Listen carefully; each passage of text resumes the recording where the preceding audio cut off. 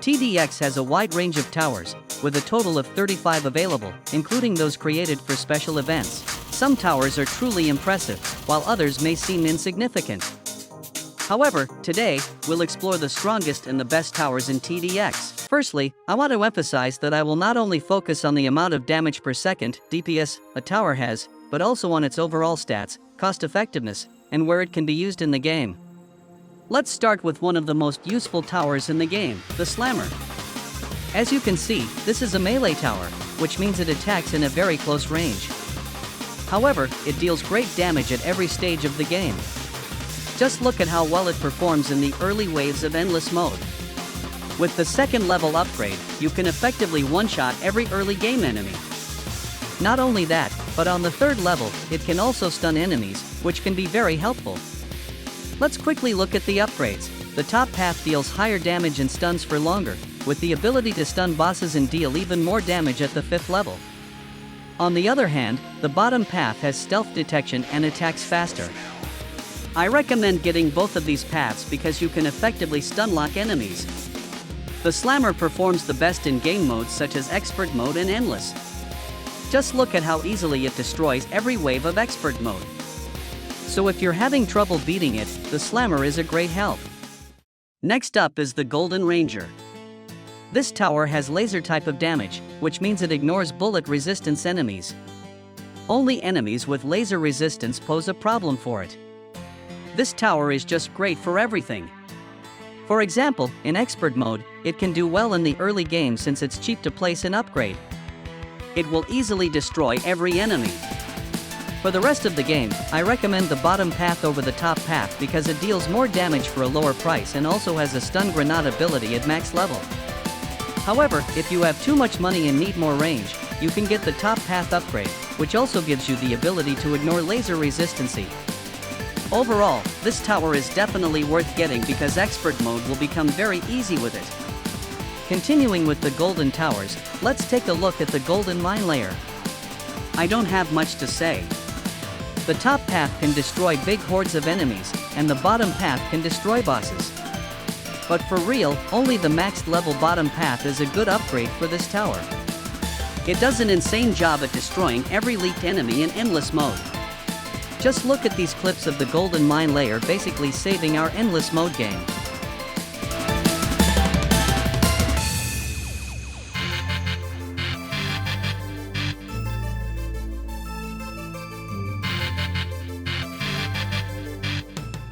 Now it's time for the Golden Juggernaut, the most expensive tower in the game.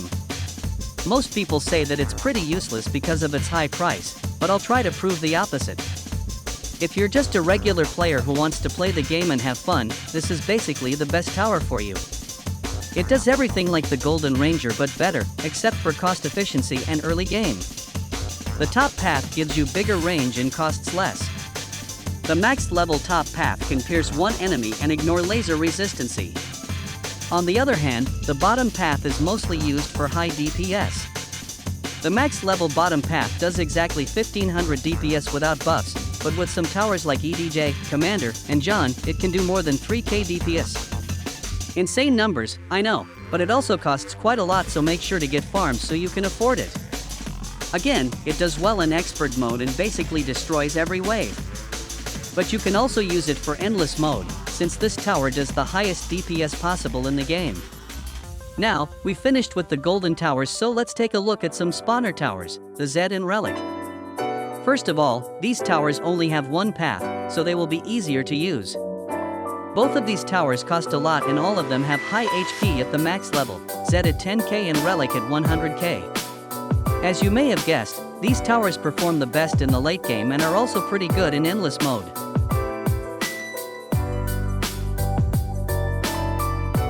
You can also use top path farms if you got these towers, just like I did there. Now, let's quickly look at the other high DPS towers remaining. The XWM turret, very expensive and mostly used in Endless Mode. The top path does high DPS with armor penetration, and the bottom path focuses more on splash DMG.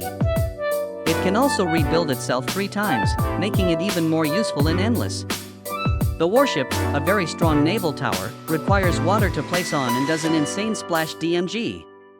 The top path is mostly used to destroy hordes of enemies, and the bottom focuses more on single target DPS.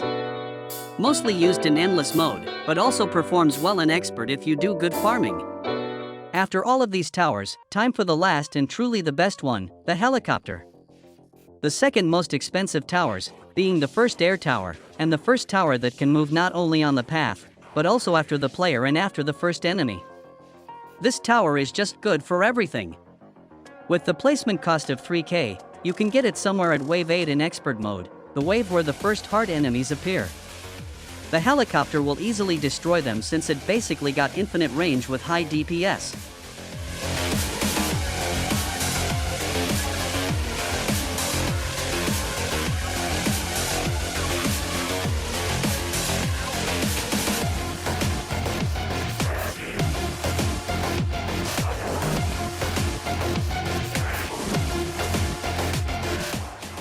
His upgrades are also pretty good. The top path gives it almost 2k DPS, the Explosion type of DMG, while also ignoring explosion resistance, being able to move after the first enemy in good HP.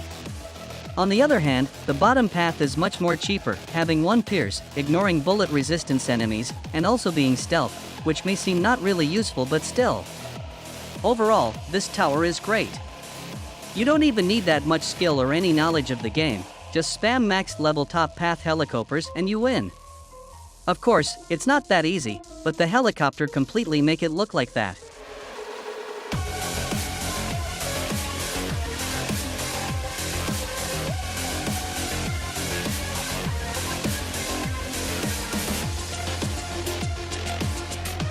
And that was pretty much it for today. I hope this video helped if you wanted to know what towers are the best, and what late game tower you should buy first. Make sure to subscribe and hit that like button, and join my Discord server, which I linked in the description.